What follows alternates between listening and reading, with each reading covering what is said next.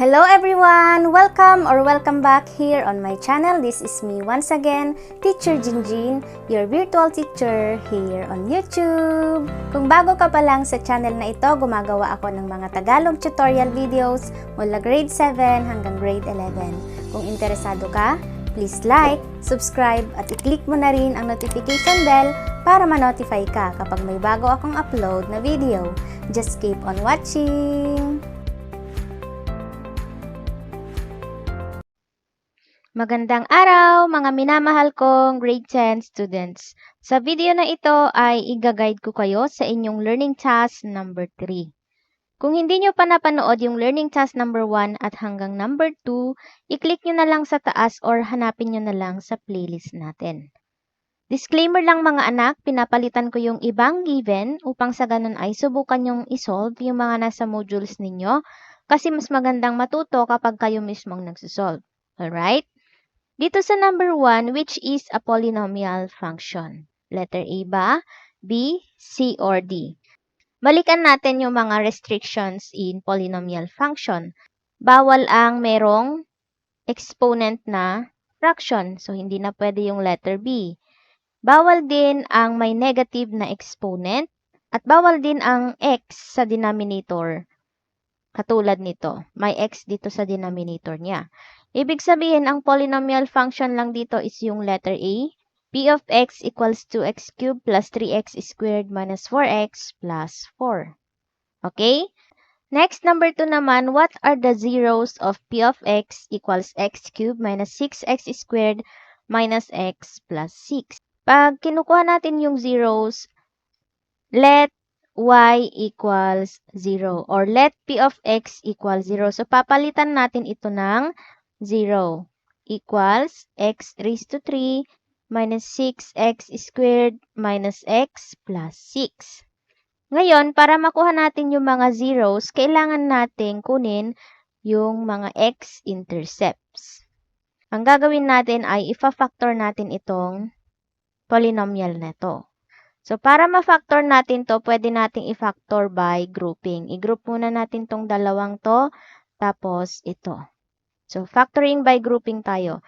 So, magiging 0 equals, ano ang common factor ng x cubed at negative 6x squared? That is, x squared. So, ilalabas natin si x squared. Ang matitira sa loob ay x minus 6. Kasi i-divide nyo lang naman to per term. Dito naman, ilalabas natin si negative 1 para maging kapareho niya yung x minus 6. So, ilalabas natin si negative 1. Negative x divided by negative 1 equals x. And then, 6 divided by negative 1 equals negative 6. And as you can see, pwede nating pagsamahin or pwede nating i-factor out yung x minus 6 kasi magkapareho na sila. So, that is 0 equals x minus 6. And then, yung remaining na x squared at negative 1, pagsasamahin din natin. So, magiging x squared minus 1. Okay? As you can see, yung x squared minus 1 ay product of sum and difference. So, ano ang magiging factor nito? So, ilagay muna natin yung 0 equals x minus 6. And ito naman, pwede natin pang i-factor as sum and difference. So, x plus x minus. And then, ang square root ng 1 ay 1, kaya x plus 1 at x minus 1. So, ito na yung factor ng polynomial function natin. Ngayon, ang tinatanong is, ano yung zeros? Para makuha natin yung zeros, equate lang natin yung mga factor sa 0. Isa-isahin natin yung x minus 6 muna. X minus 6 equals 0. Transpose natin sa kabila, magiging positive 6. So, ito na yung isa. Next naman, yung x plus 1 naman, x plus 1 is equal to 0. Transpose natin sa kabila yung 1, magiging negative 1. Next, yung x minus 1 is equal to 0. Transpose natin si negative 1 sa kabila, magiging positive 1. So, meron tayong tatlong 0. That is 6, positive 1, and, negative 1 ito. Negative 1 and positive 1. Ito na yung tatlong zeros ng polynomial function. Again, negative 1 to ha. Kasi nag-transpose tayo. Alright? Next, dito naman tayo sa number 3. How many turning points does the graph P of x equals quantity of x minus 8 times quantity of x plus 3 times quantity of x minus 1 have? Kahit hindi nyo na-solve yung pinaka-standard form nito, ang gagawin nyo lang naman, i-multiply nyo yung mga leading terms per term. So, x times x times x, di ba yun ay magiging x raised to 3. Leading term lang naman ang kailangan natin sa turning points, di ba? Ibig sabihin, ano ang degree nito? That is third degree. And ang formula ng turning point natin is n minus 1. Which is yung n, yun yung degree, di ba? Third degree yan. So, magiging 3 minus 1 equals positive 2. Ibig sabihin, dalawang beses magto-turn yung graph. Alright? Number 4, what are the 3 consecutive positive integers such that the sum of their squares is 149? So, ano daw yung magkakasunod na integers na kapag inad natin yung mga squares nila, magiging 149. So, isolve natin. Di ba ang square ng 5 ay 25 plus 36, kasi 6 times 6 equals 36, plus 49. Anong sagot niyan? 25 plus 36 plus 49, that would be equal to 110. So, X na yung letter A. Dito naman, 36 plus 49 plus 64. That is equal to 149. Dito naman, 49 plus 64 plus 81 equals 194. Masyado nang malaki. So, ibig sabihin, ang sagot is letter B. Okay? Number 5, what is the y-intercept in P of x equals x cubed minus 3x squared minus 8x plus 6? Kapag kinukuha natin yung y-intercept, let x equals 0. So, ito magiging P of 0 equals 0 raised to 3 minus 3 times 0 raised to 2 minus 8 times 0 plus 6. Okay?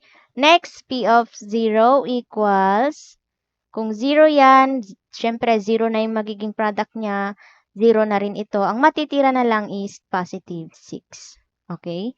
Ibig sabihin, ang y-intercept natin is 0, positive 6. Ito yung y-intercept.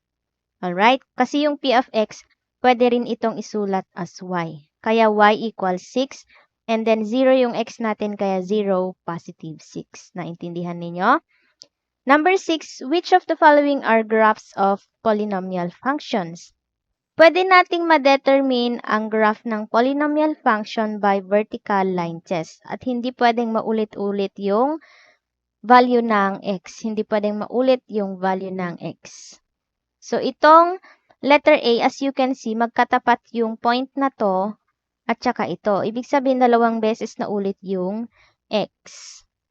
At kapag ito, nagkatapat siya dito, meaning, dalawang beses na ulit yung, for example, positive 3 yan. Hindi na yan polynomial function. Dito naman sa letter C, meron tayong sharp curve. Hindi rin pwede ang sharp curve sa polynomial function. Dapat smooth lang siya. So, hindi pwede ito. At dito naman, using vertical line test, as you can see, pag ginamit natin yung vertical line test, merong mga nauulit na value ng x. So, for example, dito, negative 1, naulit na yung negative 1, this point, at saka this point. So, hindi pwede ito, meaning, ito lang ang pwede. Okay? Naintindihan ninyo? Next naman, dito tayo sa numbers 7 to 16. Pinapalitan ko yung mga given, ha?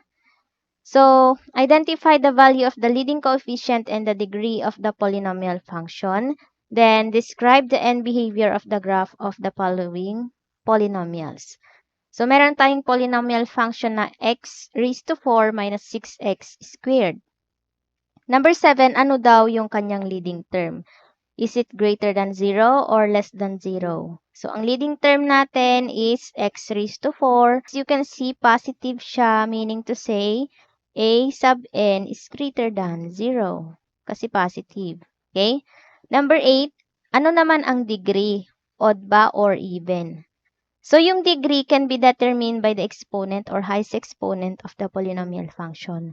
Ang highest exponent niya is 4, meaning ang degree niya is 4th degree at yung 4 ay even, so even ang sagot. Number 9, end behavior of the graph. Paano nga ba ulit natin i-determine yung end behavior ng graph? Kapag ang degree ay even, parehong rising or parehong falling. At kapag positive yung leading term, parehong rising. So, ano ang end behavior ng graph? Di ba parehong rising yan? So, yung end behavior ng graph na ito is, yung left hand niya is rising. Ganon din yung right hand. Yung right hand niya is rising din. Ito yung basis lang natin ha. So, parehong rising. Alright? Then, sketch the graph. Maglagay tayo mag-drawing tayo ng Cartesian plane. Sketch lang naman, hindi to yung actual ha. Para ma-sketch natin yung graph, kailangan natin kung ilan yung number of turning points. So, di ba yung number of turning points, that is equal to, may formula tayo that is n minus 1, which is, yung n yun yung degree. So, 4th degree yan, kaya 4 minus 1 equals 3. So, meron tayong tatlong turning points dito sa graph natin. So, parehong rising, meaning to say, rising yan, 1, 2, 3. Okay? So, parang ganyan yung magiging graph niya. So, ito yung turning point, 1, 2, 3. Alright? Next, dito naman tayo sa number 12 to 16. We have f of x equals negative 2x cubed plus 3x squared minus x minus 3. So, ano ba ang ating a sub n or yung leading term? Di ba negative? Negative 2x cubed meaning to say, ang a sub n natin is less than 0. So, ganun lang naman siya mga anak. Ano naman ang degree? Is it odd or even? So, as you can see, ang highest degree or highest exponent is 3. So, this is odd. Number 14, end behavior of the graph. Balikan natin yung guide natin last video. Diba kapag ang degree is even, meaning to say, it's either rising, tsaka rising and falling, tsaka yung isa naman, either falling and rising. Ngayon, para malaman natin kung rising and falling or falling and rising siya, magbe-base tayo dito sa leading term. Kung negative yung leading term natin, ibig sabihin, rising and falling siya. So, ganito rising, tsaka falling yung magiging end behavior niya.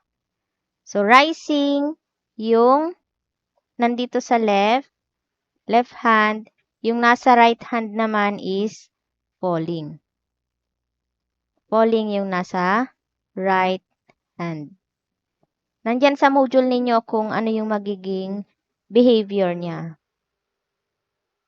So, ano yung magiging graph natin? So, gawa tayo ulit ng Cartesian plane. And then, ano yung magiging number of turning points? That is n minus 1. Yung degree natin is 3rd degree. So, 3 minus 1 equals 2. So, meron tayong number of turning points na dalawang beses. Ibig sabihin, rising na isa.